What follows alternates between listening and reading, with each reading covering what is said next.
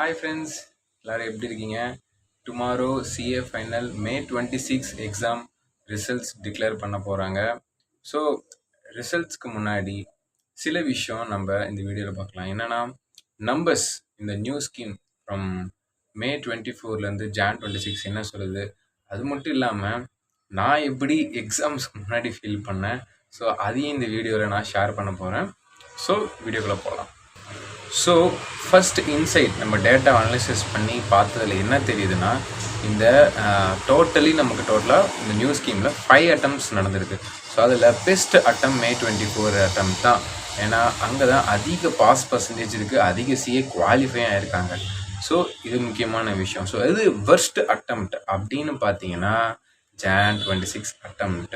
இது ஒரு டேட்டா ரேஞ்சோட 2 பாயிண்ட்லேயுமே இந்த பெஸ்ட் அண்டு வர்ஸ்ட்டோட பர்ஃபார்மன்ஸ் இருக்குது நமக்கு. ஸோ நெக்ஸ்ட் முக்கியமான டிஸ்கஷன்ஸ் என்ன சொல்ல பார்த்தோம்னாக்கா, டோட்டலி இந்த 5 attemptல சேர்ந்து நமக்கு நியர்லி ஒரு 22,000 சிஏஸ் பாஸ் ஆகிருக்காங்க.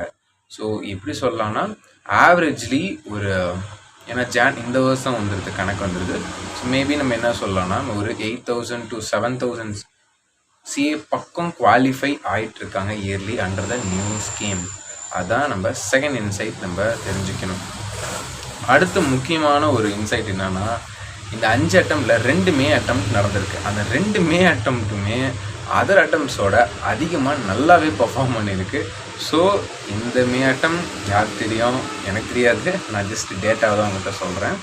தென் அடுத்து அதில் வந்து கம்பேரிட்டிவ்லி குரூப் 1 குரூப் 2 இந்த 5 attempt அனலைசிஸ் பண்ணி பார்க்குறப்ப என்ன தெரியுதுன்னா, நமக்கு மோஸ்ட்லி வந்து குரூப் 2 தான் ரொம்ப ஈஸியராக கேட்டிருக்காங்க. Except easy means pass percentage அதிகமாக இருக்குது, எக்ஸப்ட் ஜான் 26 attempt. ஸோ இது முக்கியமாக நீங்கள் மனசில் வச்சுக்கணும். ஸோ இதான் அடுத்த இன்சைட்ஸு.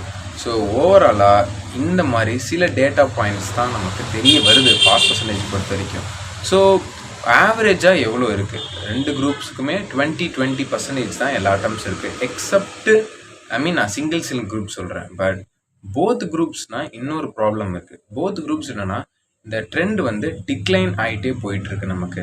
ஸோ எப்படின்னா 10, 20, 18, 15, 12 அப்படி போயிட்டுருக்கு.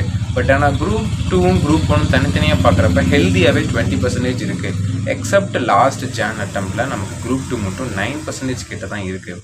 ஸோ இதெல்லாம் நம்ம டேட்டா பாயிண்ட்ஸு. ஸோ நெக்ஸ்ட்டு நான் அதெல்லாம் சொல்லிட்டேன். ஸோ நாளைக்கு எக்ஸாமு எல்லோரும் எப்படி ஃபீல் பண்ணிட்டுருப்பீங்கன்னு தெரியும். பாதி பேருக்கு தூக்கம் வராது, பாதி பேர் எக்ஸைட்டடாக இருப்பீங்க, பாதி பேர் புலம்பிகிட்டு இருப்பீங்க, பாதி பேர் என்ன பண்ணுறதுன்னு தெரியாமல் இருப்பீங்க. ஸோ நான் என்ன பண்ணிட்டு இருந்தேன், இதே மாதிரி ரிசல்ட்க்கு முன்னாடி எனக்கும் என்ன எப்படி இருந்ததுன்னா, ஒரு பதட்டம் இருக்க தான் செய்யல. இவ்வளோ எஃபர்ட் போட்டு இவ்வளோ இது பண்ணியிருக்கோம், நானும் ஒரு பதட்டத்துலேயே தான் இருந்தேன். என்ன ரிசல்ட்ஸ் வரப்போகுது, எப்படி இருக்க போகுது, அதை பற்றி யோசிச்சுட்டு தான் இருந்தேன். தென் அந்த ஒரு சஸ்பென்ஸ் இருக்குல்ல, பாஸ் ஆகிருவோமோ இல்லையா அப்படின்னு சொல்லிட்டு நம்மளாம் நினச்சி பார்ப்போம். ஓகே, இந்த பேப்பர் இப்படி ஆச்சு அப்படி ஆச்சு, அதெல்லாம் வந்து எக்ஸாமுக்கு அப்புறமே நினைப்போம். ஸோ அந்த மாதிரி நிறையாவே அந்த டைமில் தோணும் நமக்கு. ஸோ நான் எங்கள் ஜான் அட்டம் என்ன ஆயிடுச்சுன்னா, காலையில் டிக்ளேர் பண்ணுறேன்னாங்க, பண்ணலை. அப்புறம் மதியானம் டிக்ளேர் பண்ணுறேன்னாங்க, அதுவும் பண்ணல. அப்புறமேட்டு எப்படியோ சாயந்தரம் பண்ணிட்டாங்க. ஸோ நான் லாட் ஆஃப் எமோஷன்ஸ், ஒரு மூட் ஸ்விங்கான டேவாக தான் அன்றைக்கி இருந்தது. ரொம்ப கஷ்டமாக தான் இருந்துச்சு எனக்கு ரிசல்ட் டே அன்றைக்கி. ஹோப் ஸோ மே அட்டம்ப்ட் அந்த மாதிரி பண்ணாமல் நீட்டாக வந்து டிக்ளேர் பண்ணுவாங்கன்னு நான் நம்புகிறேன். தென் இதுதான் என்னோடய எமோஷன்ஸ். எனக்கு ரொம்ப ரொம்ப மூட் ஸ்விங்ஸ். ஏன்னா காலையில் இருந்தாங்க, மதியம் இருந்தாங்க, அப்புறம் சாயந்தரம் தான் வந்துச்சு. ஓகேவா? ஸோ என்னோடய பிஃபோர் எக்ஸ்பீரியன்ஸ் இதுதான்.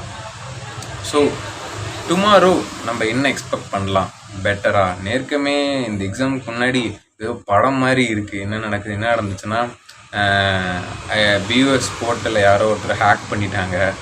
அது ஹேக் பண்ணதுக்கப்புறம் திடீர்னு வந்து சிஏ ஃபைனலோட எக்ஸாம்ஸ் சம்திங் டேட்டா வந்து ப்ரீச் ஆகிடுச்சுன்னு எல்லா இடத்துக்கும் தெரிஞ்சிச்சு. அதுக்கப்புறம் கிளாரிஃபை பண்ணாங்க, அந்த மாதிரி டேட்டா காம்ப்ரமைஸ் ஆகலைன்னு சொல்லி ஒவ்வொருத்தராக சொல்ல வராங்க. லாட் ஆஃப் கன்ஃபியூஷன்ஸ் நடந்துருச்சு. அது இல்லாமல் ஏஎஃப்எம் யார் கேட்டாலுமே ரொம்ப கஷ்டன்றாங்க. 20 மார்க்ஸ் தான் வரும், 30 மார்க்ஸ் தான் வரும்ன்றாங்க. ஸோ அதோட மார்க்ஸ் எப்படி எல்லாத்துக்கும் ரிஃப்ளெக்ட் ஆகுது? ஏஎஃப்எம் நம்ம ரொம்ப உத்து பார்க்க வேண்டியது மார்க் அதுதான். இன்னும் எப்படி கேட்க போகிறாங்கன்னு தெரில. ஸோ இந்த மாதிரி லாட் ஆஃப் இன்ட்ரெஸ்டிங்கான திங்ஸ் வந்து இந்த அட்டம்ப்டில் இருக்குது. நினைப்பீங்க என்னோடய வாழ்க்கை உனக்கு இன்ட்ரெஸ்டிங்காக தெரியுதா? இல்லை அப்படின்னு நான் சொல்லலை. பட் இந்த அட்டம் நிறைய வந்து சஸ்பென்சஸ் த்ரில்லரோட சேர்ந்து தான் இந்த அட்டம்ப்ட் நடந்திருக்கு. ஸோ பார்ப்போம் நாளைக்கு எப்படி ரிசல்ட்ஸ் இருக்குன்னு. எல்லாத்துக்குமே all the best for tomorrow exam results. And believe பண்ணுங்க, நல்லதே நடக்கும்னு நம்புங்க. நாளைக்கு யூ ஆர் சாரண்டர் கொண்டா நீங்கள் மாறலாம்.